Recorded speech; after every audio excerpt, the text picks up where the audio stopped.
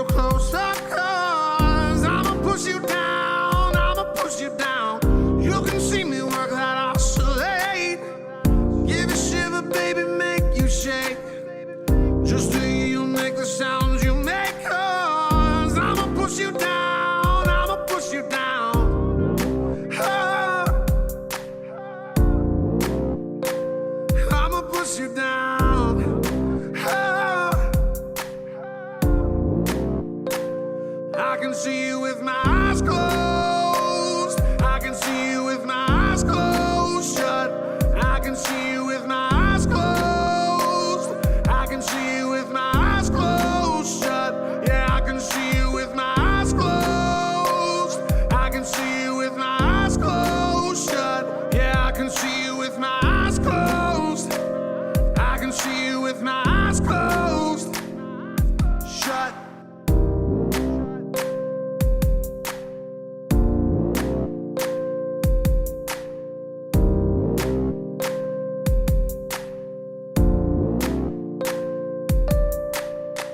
She say I'm gonna jack you up. I'ma give it to you nice and rough. Come and see me, baby, real close up, 'cause I'ma push you down, I'ma push you down. She say I'll make you lose control. I got the method that can tease the soul. So give me something and I'll give you a show, 'cause I'ma push you down, I'ma push you down. Oh, I'ma push you down. Oh, I can see you with my eyes closed. I can see you with my eyes closed shut. I can see you with my eyes closed. I can see you with my eyes closed shut. Yeah, I can see you with my eyes closed. I can see you with my eyes closed shut. Yeah, I can see you with my eyes closed. I can see you with my eyes closed shut. I can see you with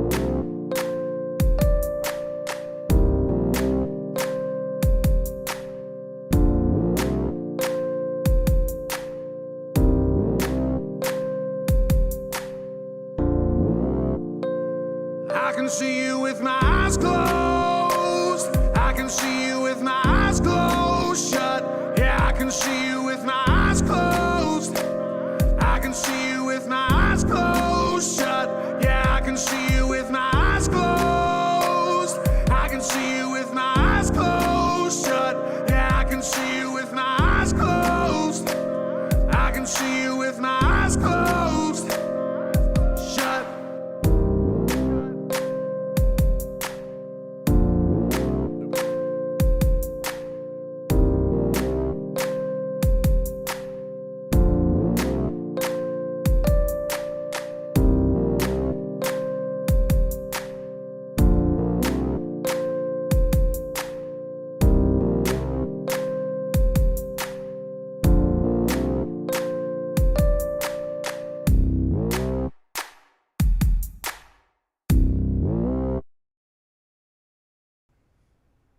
What, I can't talk now? Can't Is it not talk. ready? I think the microphone works. What's up, everybody? Thanks for coming back and joining us here for another episode of Van Philosophy. We are super pumped about this one.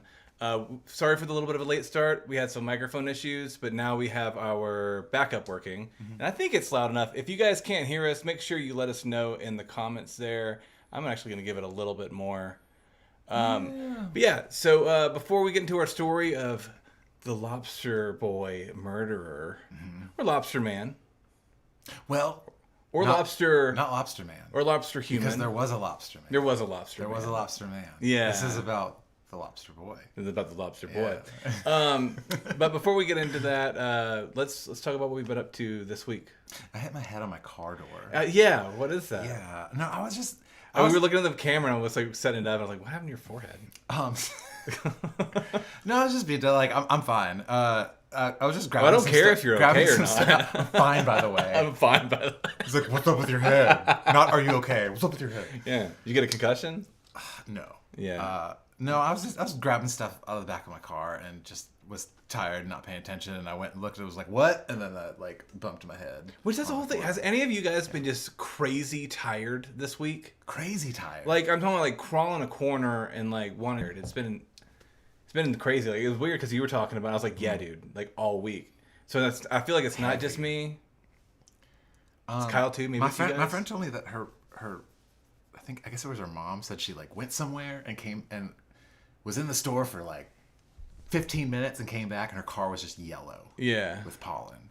So I'm imagining that it's just something that's blooming in like, you know, hot weather, cold weather, storms, cold weather, hot weather, storms. It probably just messes with you a little bit. I'm sure that's all it is. I'm getting some of that volume adjusted. Let me know if this is better. We used to use this microphone before we got the cool one, but somehow the computer is not recognizing. The cool one is not being cool right now. Yeah, it's not being very cool. Yeah, so. But it's fine. It's fine. I think that should work there. Let me know. Yeah, for me, I've just been chilling. Yeah. Hanging out. I've been actually really busy. Yeah. Yeah. I felt really busy this week. I don't know if I've been really busy, but I felt really busy. Yeah. But I think it's because like the whole sleepiness, man. Because, you know, going back and doing the shop stuff. We've been working on the new cover. I was going to say, we have been pretty busy with that this week. And we did that pickup gig last week, and we've got another one coming up this week. So I've been trying to prepare for that. Because I'm using the what I dubbed the junk kit. The 15 kit. Yeah, it's the junk. And one of the symbols went out the last thing we did, and then I'm trying to use another one that's kind of broken. Show up with broken toys. Well, it's the junk kit, you know what I mean? So, but this one works better in a way. Like one of them, for that scenario, it's a much better kit for the scenario. It's better than just muting constantly. Yeah. But yeah, that's what we've been up to. We do have a acoustic show coming up at the end of the month. You know the date? I believe it's 28th. 28th. It's a Friday. It's a Friday in Dahlonega. We're doing like this acoustic unplugged kind of deal. We hope you guys can make it out. If you can't, we'll be there in spirit. We'll love you. Do we have anything coming up next month that we need to talk about? You know, it's all on the tour calendar. It's all on the tour calendar. Need to go. They need to go to our website. They need to go to RoshambeauxMusic.com or Roshambeaux.com because we got both now. We got them both. And we are actually going to, for you guys that don't want to. No, you need to anyway. So we'll take a second. Go ahead. Oh, well, yeah. And then we'll tell you. You need to go check it out because all the stuff we're doing, we post on there, and a lot of times it's hard to remember. Yeah. So that's where we go. We're like, hey, we need to remember this. Right. And you need to remember this. We put it there. But we are going to be in Chattanooga on the 13th and in Anderson on the 14th. And we also have another acoustic gig on the 21st. So get ready for that. I know that makes me go like, oh, crap. We need to rehearse? Probably. We probably need to do that, Probably. man. Yeah, the 13th. That's right, Nancy. Aaron says that's better. Awesome. Cool. Steve says here, Kyle, do you feel safe at home? That's what the hospital always asks me when I go there bleeding.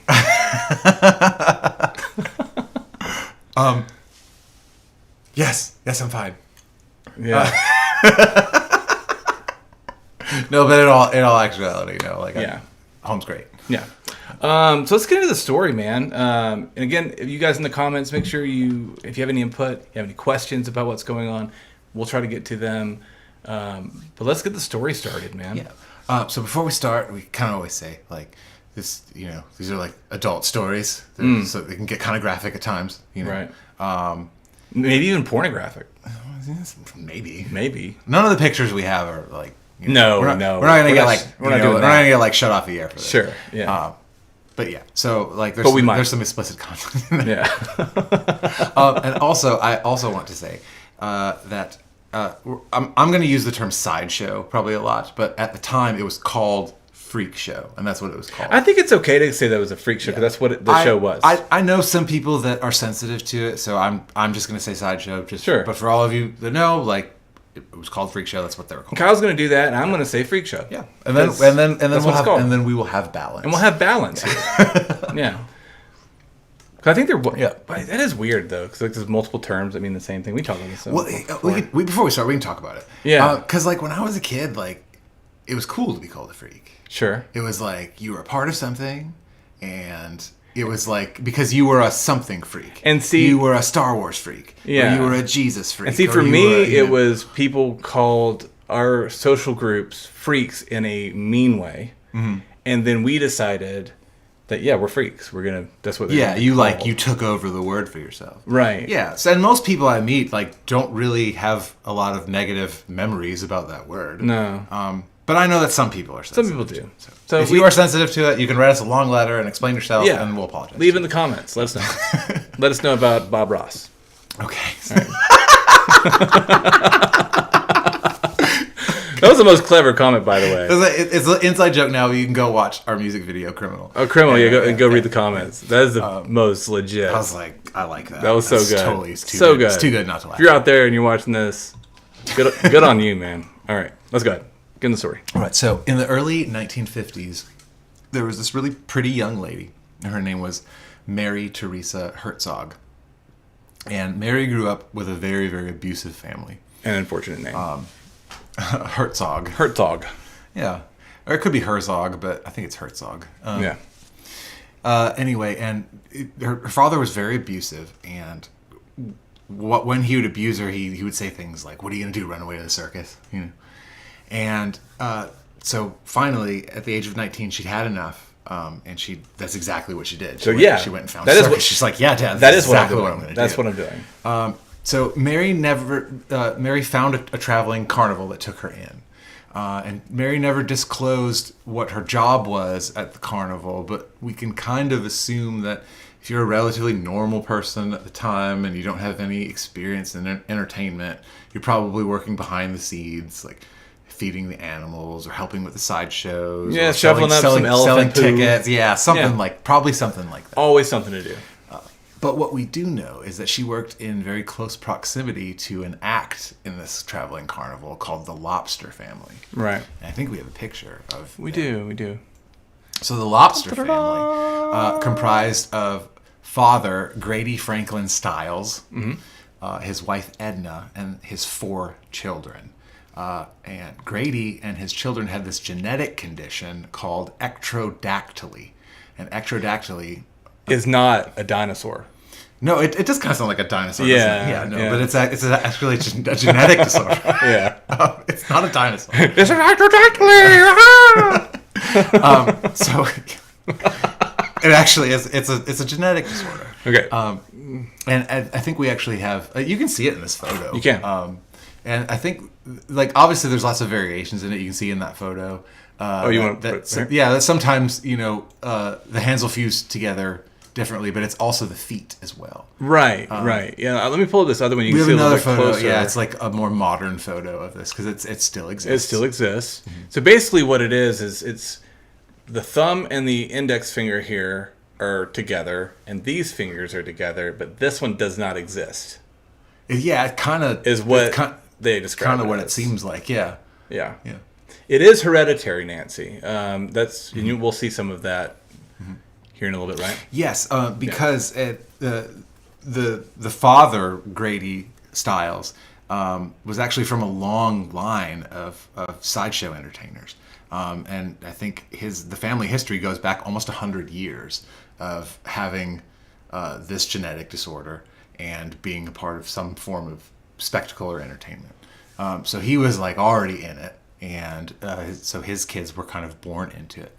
Now, the youngest of the Stiles family, Grady Franklin Stiles Jr., his deformity was very extreme because there's varying degrees of this genetic disorder. His was very, very, very aggressive, very, I don't know if you say strong or whatever the word is. Right. Well, you can see it's like even like with his hands, it's like a super split. Yeah. But instead of the family saying, don't worry, you shouldn't be a part of the show, because he couldn't walk as well. He had it so bad he wasn't able to walk. But his because with the disease, they actually have like their feet. This happens with your feet as well. Your feetsies are like a kind of flipper like. Yeah. So out of his siblings, he wasn't able to walk, but the family kind of looked at this. They tried to look at it in a positive light, and they said, well, because he had to crawl around to move around, and they went, he looks more like a lobster than the rest of the family. So he actually kind of became the star of the show because he was kind of able to overcome that he couldn't walk, and he could, do tricks, and he made it a show. He's part of the show. Right. So, do you imagine yourself like that's the picture, and that's the pose, like without the hands? yeah. That'd be kind of like a... Well, it kind of looks like he's like another picture. Right. Really, like, Yeah. Okay. Now, some people argue that, people that were in these type of shows and stuff, a lot of times, people would look at them funny. Obviously, like your job is to be made a spectacle of. Sure. But it generally seems from people that knew him and knew the family, it seemed like their family was a pretty positive environment. And they were like, we know we were dealt this hand, which that sounds weird. Dealt this hand, no pun. Yeah. But we're going to make the best of it. Sure. Anyway, so Mary worked alongside this family. And each night after a show, her and Grady Jr., which is called Junior, they would talk every night.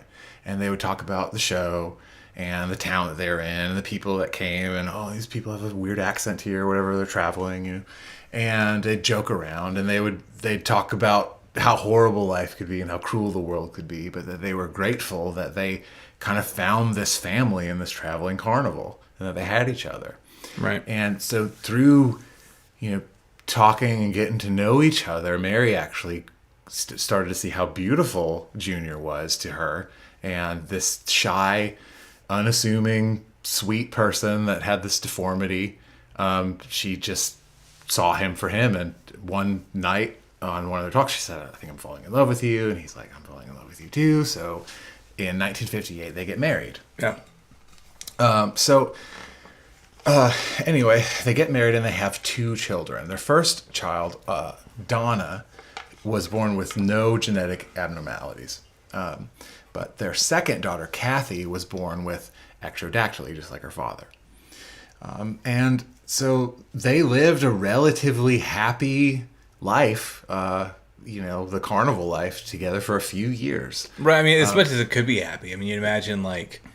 Yeah, I mean, like being an entertainer is fucking miserable. It's miserable. I'm just kidding. It's not. Kyle's miserable. I'm fine. I'm fine. No, but like a lot of those freak shows and side shows and side acts and things like that, I mean, they're mistreated. Like, yeah, they experienced a cruel world. You experience nothing but like people just looking at you like this science experiment. This you're not human to them. Yeah, So like you could imagine being like spit on, yelled at, called names on a day-to-day, like daily basis. For hours and hours at a time. In a day with that kind of exposure to that sort of thing, how does it actually manipulate your thoughts, your feelings, how you feel about the world and the people you interact with?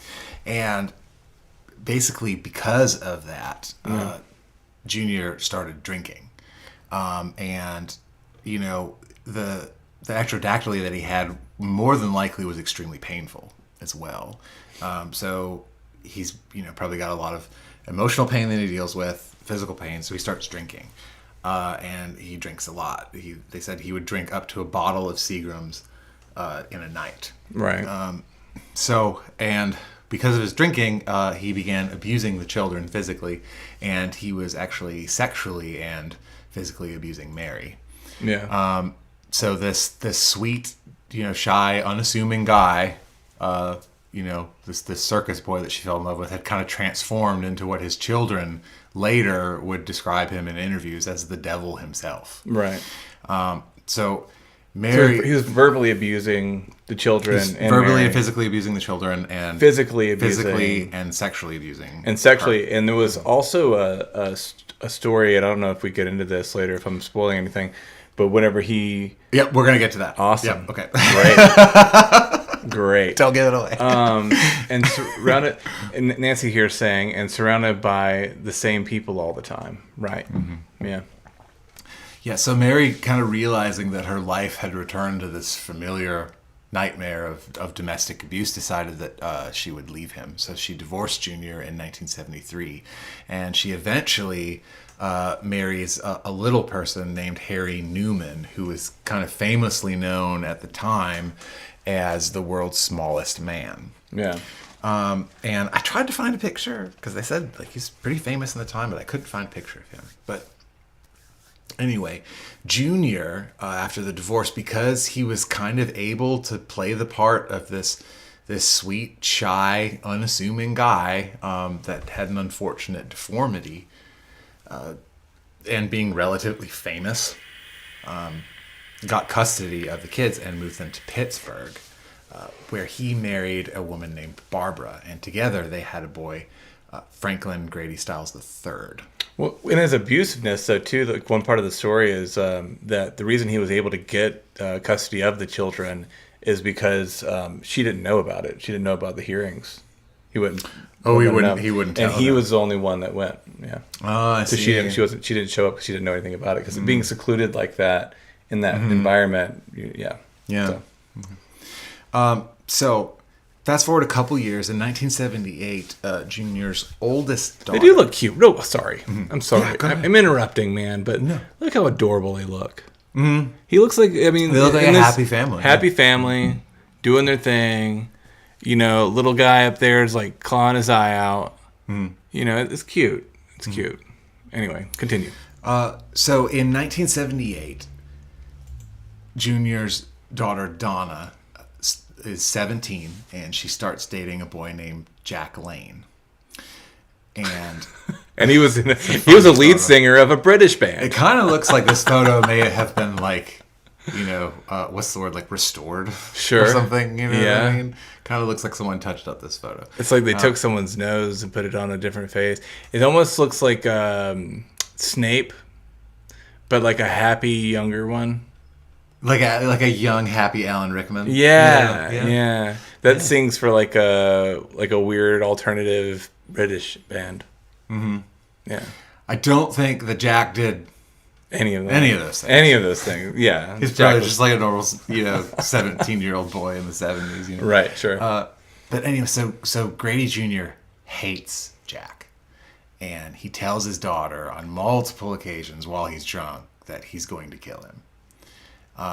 And this goes on for a while, and Donna tells Jack that she wants to run away. And together they come up with this plan to lie to Grady Jr.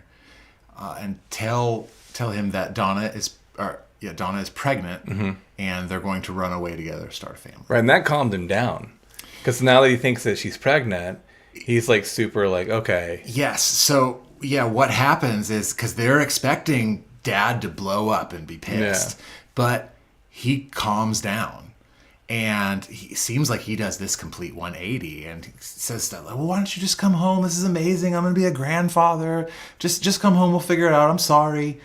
And Donna is just unconvinced by everything he says, but Jack's going, "Honey, it's your dad. I think it's gonna be okay. Let's just go talk to him." And she's like, "No, you don't understand. My dad is an actor. He's a showman, and he's crazy, and this is all an act, and we need to get out of here, and we need to never see him again." Right. And he goes, go run. Right.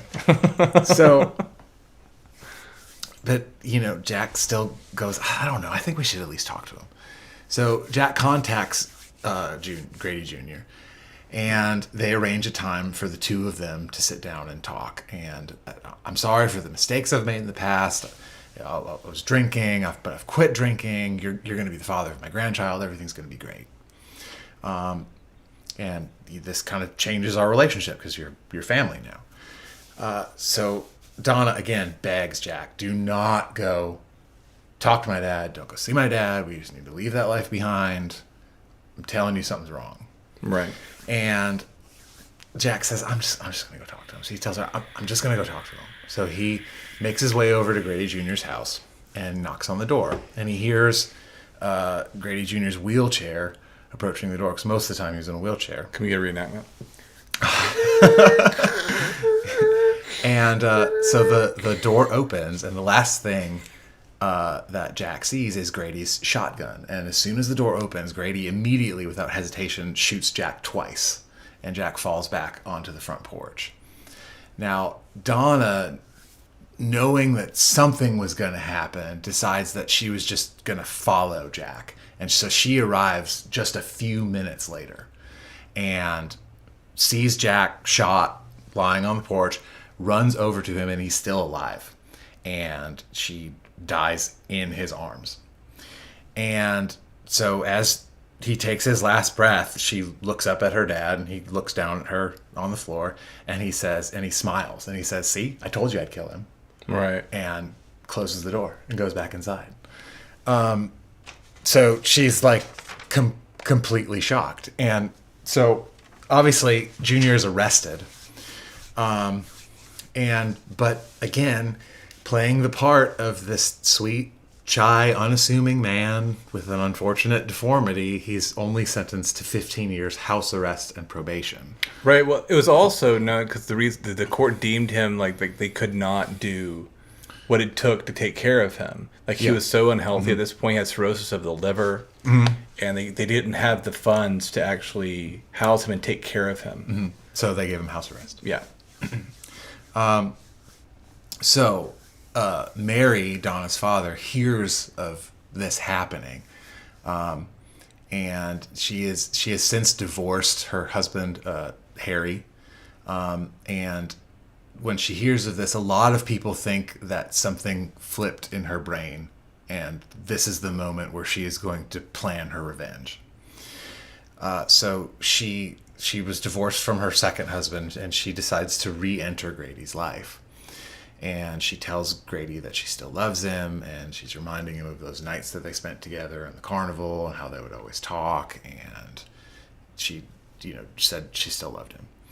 And Grady kind of breaks down and apologizes to Mary for everything and how life has gone. And he promises that he's like, "I'll quit drinking. You come back." And I don't know if when she contacted him, he was divorced from Barbara or if it was coming. Right. But he decided that, like, yes, I want to get back together with you. So they actually remarry in 1989.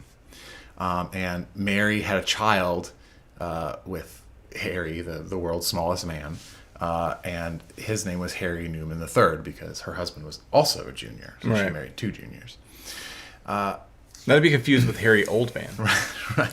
Yeah. So Harry actually would join them because they decided that now that they're, rejoining their family, and they have this new family, that they were going to put together an attraction. And they called it the 10-in-1 performance. And they had an act called the Human Pincushion. They had an act called the Gorilla Lady. They had Burmese pythons and a bunch of other animals. Because it was 10 acts. But of course, the main attraction was Lobster Boy. And because Lobster Man was Grady Jr.'s father, Grady Sr. was Lobster Man, so he was Lobster Boy. And did his whole career using that name. So they moved back to Gibsonton, Florida. And Gibsonton, Florida was actually the place where a lot of traveling carnivals would go in the off-season. So that whole town was full of carnies on vacation, basically, in the winter. And so that was kind of their safe space. That was where everyone's just like us, and we don't need to worry about all those people staring at us because we're all here. So they decided that that's where they're going to move. That's where they're going to start fresh. So 2 weeks into getting the show together and the marriage, Junior returns to drinking and is more abusive than ever. Physically and sexually abusing Mary, and there actually was an account of he forcibly removed her birth control from her. And the thing to understand about Grady is, well, I knew you were gonna do that. No, remove the IUD. Imagine. Yeah, that's a very, very violent thing to do. That's messed up. Sick, violent thing to do to someone. Yeah. And a lot of people, I remember... Big happy family, right, Nancy? People hearing the story, they say, well, he's in a wheelchair, I was able to. But he spent his whole life developing ridiculously strong upper body strength to basically do acrobatics without the use of your legs. Sure. So he was very, very You've strong. seen that. It's very common. Like someone like even with like amputated legs and stuff, like how Yeah, strong they're they become. ridiculously strong upper body strength. And there was actually one night where he like crawled up onto the bed with a butcher knife. Yes, I wanted everybody to pay attention to the way Kyle just wiggled his body. Kind of like kind of crawled on. That's how he does it. And he had a butcher knife, Yeah. and he held it to her throat and woke her up, and said, "I'm going to kill you and your son one day," and that's all he said. So Mary kind of realizes that her plan needs to happen now. With the home life getting more and more out of control, and also the drinking had now spread to his performances, where Right. he was threatening people that would show up, telling he's going to kill them, like the ticket holders, And also he had this really weird, bizarre like theater that he would do, basically like recreating his birth, and then his mother saying like, "I don't want anything to do with this child," and which was a lie, because she had married his father. Yeah. And it was It's by the genetic, time they knew. it was a long time ago, but they knew it was genetic because it was 100 Yeah. years of lineage. Right. And so- turns out the lobster hand, good for choking. Well, It's good for I choking. imagine it would be. Yeah. So The whole thing. So anyway, so Mary decides that like this plan that she's been devising in her head needs to happen right now. Yeah. So what happens is she gives her son Harry, which I believe we have a picture of. Harry. Yeah, we do. She gives her son Harry $1,500. Look at this guy. Give him $1,500. And the thing to understand about Harry is Harry didn't really have a lot of like physical deformities or struggles that you can see, but his IQ was 79, which is very, very, very low. Wasn't he a pinhead? He was called Blockhead. Blockhead. That's what's called blockhead, yeah. not a pinhead. Not to be confused. And that with Blockhead. actually that was Yeah. his name in the circus. Yeah. So yes, so he was Do like nails and things. you or know, nose. he was the type of person where it would be very, very easy to take advantage of him. Yeah. Very impressionable. But anyway, also at the same time, Harry's all she's got now. So she gives Harry $1,500 to find someone to go hire a hitman. And Harry says, "I know this boy at school, and he's kind of tough, and he says he runs around with the local gangs, and I think maybe my friend Christopher could do this." So he goes to Christopher and explains that my mom wants you to kill her husband. And Christopher Wyant is who he finds. He agrees to do it.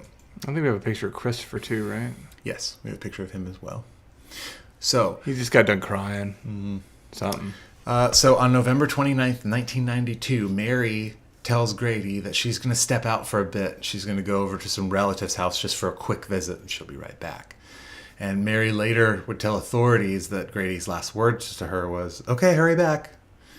And so as she's leaving, she lets Christopher in. And Grady turns on the TV and pours himself a glass of iced tea. And Christopher enters the room. He sneaks into the living room and pops up and fires 2 .32 caliber bullets into his head and kills him. Yep. So when Grady was buried, he was buried in a showman's cemetery in Gibsonton, Florida, because that was where a lot of people lived. So they had kind of a cemetery just dedicated to showmen and entertainers. And there was a bouquet of flowers sent to his funeral, and there was a big banner. And the big banner said, "From your loving wife." Yeah. And by the time Grady had built up a reputation of being the mean guy in town. So only about 10 people showed up to his funeral. We have a picture of Mary. Yeah. Mary was convicted of manslaughter and sentenced to 12 years because of her story. She kind of explained. So they took the charges down to manslaughter. and she was released on bond for appeals for a good bit of that time. She did go back to jail, but she was released in 2000, year 2000. So she only served about 8 years, and a lot of that was her being paroled for appeals. Well, she didn't really do it. Well, she hired. Yeah, and I think it's like it's not understood like what happened in the conversation. Yeah. Because most of the stories say that it was more like something needs to happen. Right. Yeah. Somebody needs to take care of him. Say yes. There was no. It was not proven in court that this is what happened. But this there was some kind of money exchange. Yeah, this was someone else's account. Yeah. Yeah. Mary never. I don't know if she confessed to it in court or anything like that. Right. Yeah. So and then Christopher got 27 years. He was sentenced to second-degree murder, and he actually was released on parole in 2009. And the saddest thing, though, is that Harry, her son, who was very low IQ, probably just wanted to protect his mom, ended up getting sentenced to life in prison because, according to the courts, he was the one that hired the hitman. So, right. So he was convicted of first-degree murder, even though more than likely he did not have the mental capacity to orchestrate that. And they all went to jail. They all went to jail, but he got it the hardest. But not Junior back in the day. What's up with that? Yeah, exactly. You know what I mean? This is pretty crazy. But to me, like, that's sad. But I told someone else this story, and they said, I bet what happened is that he figured, or his mother figured, if he's in the system, he'll be able to be taken care of. And he probably went, I saved my mom, we got rid of him. My mom's happy now. But sadly, he was up for he could get parole in 25 years, and he died in 2014 before. So that's kind of like the sad part of the story, where it just kind of seems that like someone with that low of an IQ to be convicted of that and not, it just seems kind of sad. Sure. Yeah. But so. Yeah, I hate to end the story on such a low note, but Mary did actually kind of stay in the public eye and told her story. And Christopher, actually, when he got out, like, he went underground, and not many people heard of him. He didn't want anyone knowing where he was. And the two surviving children are disabled, but they're on like state-sponsored disability and seem to be doing okay. But the town in Gibsonton, anytime someone tries to go and interview or do a documentary, the answer is, we don't want to talk about it. Yeah. And so not a lot of people have been able to really do a lot of in-depth reporting. It's just based on the testimony of Harry and whatever Mary has said. Not only that, but within that community, it's very tight-knit. Mm-hmm. It's like we handle our own kind of thing. That's the whole mentality of it. Very much so. Yeah. Because they were together. They had to, in this town, these people were jerks, and they spit on Henry. Yeah. And we had to console him, and like it's definitely... So-and-so was doing this, so we shot him and buried him in the back. Yeah, man. Absolutely. He was a menace. So, and Nancy says here, everything about this story is sad. Right? Yeah. It's weird. I know. We're sorry we think, but we thought it was very interesting. Yeah. But yeah. Yeah, it's we like doing the weird and creepy stuff, and I did find out that this story is a lot sadder than it is creepy or scary or anything. Yeah. But I do think it is a story to keep you up at night. Yeah. Which is kind of the whole point. It's the whole thing of why we do this. And you know what? He would tell Mary whenever he was gonna he got mad at her. I feel like I gotta prepare for a tasteless joke. Yeah. You ready? Yeah. I'm gonna give you the claw. Was that Liar Liar? He's like, it's the claw. It's the claw. Oh my god. Yeah. But anyway, if you guys have any comments and stuff, we're going to get back here with our wrap up here in just a second. But if you have any kind of comments, questions about the story, be sure to leave them so we can get to them. But before then, I want to remind you guys that we still have merch available over on SourceFrontier.com/Roshambeaux. I believe the hoodies are no longer available. Yes, the hoodie. So you can go to our blog and you can read what's up. But there still is a bunch of stuff available. Bunch of stuff. We are in our transition period right now. So the hoodies are gone. Gone. Sorry if you wanted one. You had all winter to get one. I believe we're leaving the long sleeves though, right? No, they're gone too. They're gone too? They're gone too. So we got but there is still a bunch of stuff there. Yeah. Is t-shirts, there's V-necks. What about a cold summer's night, there's man? Baby. You know what I mean? You gotta wait. That's what happens. That's what happened when we say, we've been telling you for weeks, you need to get a hoodie. You need to get a hoodie. It's so cold out, you need to get. And then we're like, you need to get a hoodie. Because they're going to be going away in 2 weeks. And then they're going away next week. And now they're gone. The corner of the market, we have the only hoodies. Yeah. We have the only long sleeves. And now they're gone. Yeah. But the cool thing is in the next coming weeks, we're going to be releasing some summer items. Yeah. So go there, check it out, and get ready for some new stuff to get posted in the next few weeks. Do it. Go check it out. But let's get to the wrap up, man. I mean, what are your thoughts? What do you think? I don't know, man.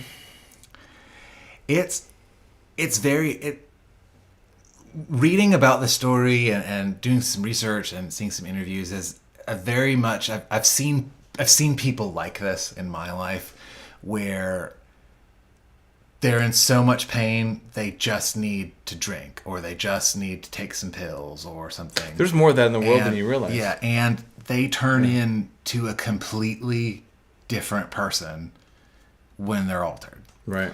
And these, in my experience, these type of people, like, they'd never hurt you. And they're always look out for you. And they're a really good person. And they are that sweet, shy, unassuming person that would never do a thing wrong. But because of physical pain that they're in or emotional pain that they're in, it turns them into a monster.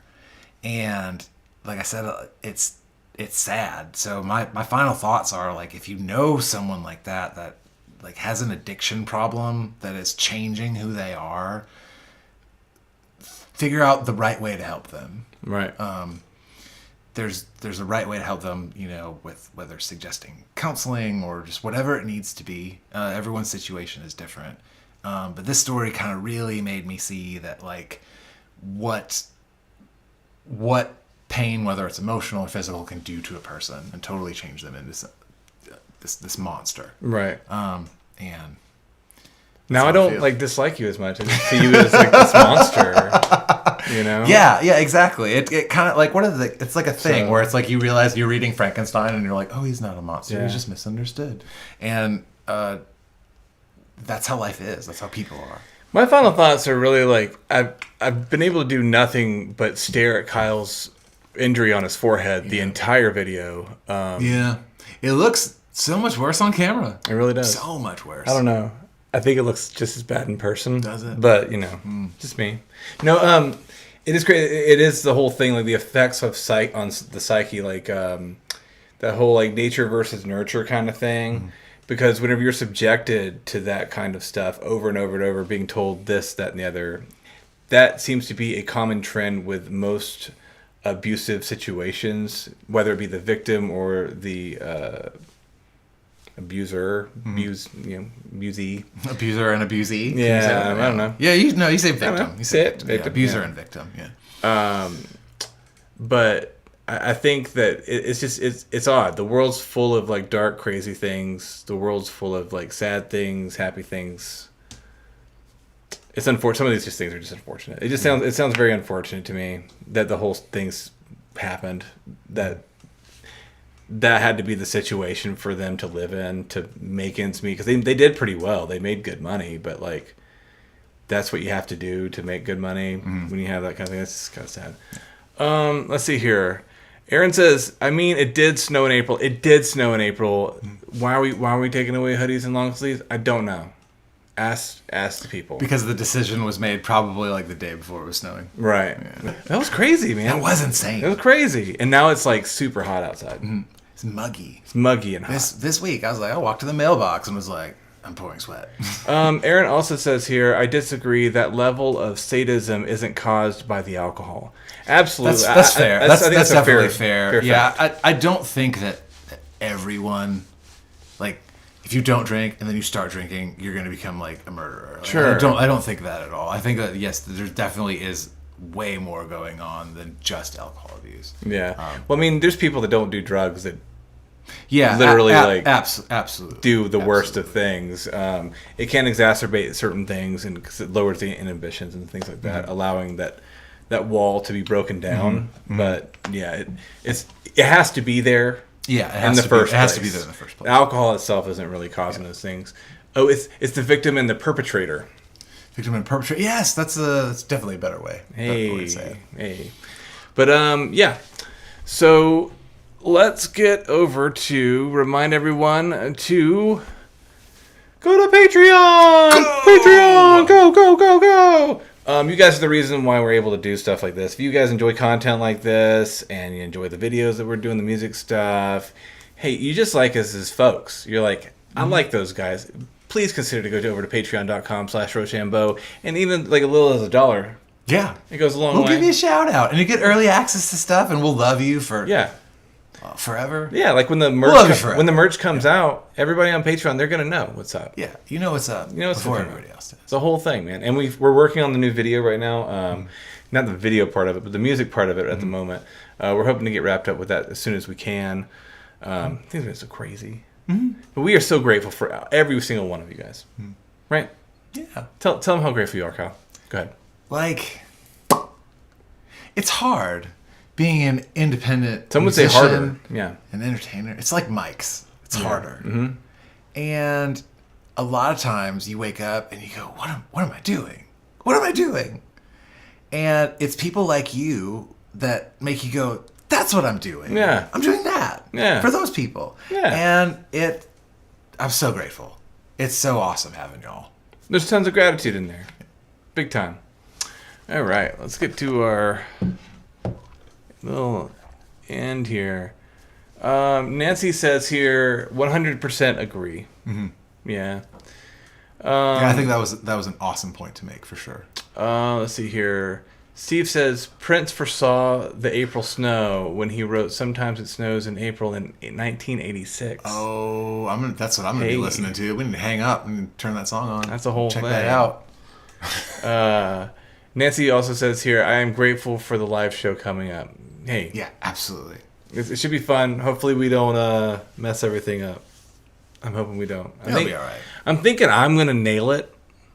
Yeah? And I think Kyle's is really going to have a hard time. Just a hard time. It's a real hard time. You know? You know, I will say, I talk about it all the time, the new pedal board's awesome. It is awesome. It's cool. And especially now, like, because we've done like a little more to it, and it feels like home. Yeah. Even though it's still somewhat new, it feels like home. That's great. The whole thing. Yeah. So hopefully I won't be totally lost. Well, everyone, like to say thank you for tuning in. Be back here next Thursday. We're going to be doing another cool topic. We've had some suggestions from some of you guys over in the Rosham fam on Facebook, the Facebook group. And some of them are pretty cool. I think we're probably going to do some of them. Some of them are pretty neato. We've been looking into them. But thank you for tuning in here with us. If you stayed this long, make sure you give it a like. Make sure you subscribe down there. Share it around with your friends. Because why don't we even start doing this, Kyle? Well, we would play a show. Yeah. And we'd have a long drive. And we'd go, well, we need to get there and stay on schedule, so we're just going to drive there tonight. And we would be tired. And we went one night and just didn't say anything for like way too long. And we're like, we need to come up with something to just like keep us going, keep us awake. And we decided that we would just look up weird topics and interesting stories and just kind of talk about Vikings and basically stuff. just kind of like had our own little podcast every night. And then we went, well, why don't we just have a podcast then? So that's why we're doing this. Let's talk about it. Yeah. So yeah, thank you guys for being here with us. Real quick, Steve says, make sure you put some kid sealer on that before the show. I could. My wife and I are the same color. Right. You know what I mean? Yeah. So I got to go get my own. Well, we're the same color, kind of. No, Not I'm a t- little not bit more today. white. You Not today. Not today. You've been working a lot outside. I have. I've been getting my tan on. Yeah. So, We used to be the same color, Con. yeah. We used to work a lot harder. Yeah. Yeah. I'm not into the whole like be outside and be miserable thing. It sucks. Anyway, we love you guys. Thank you for being here. Until next time. Later. Bye.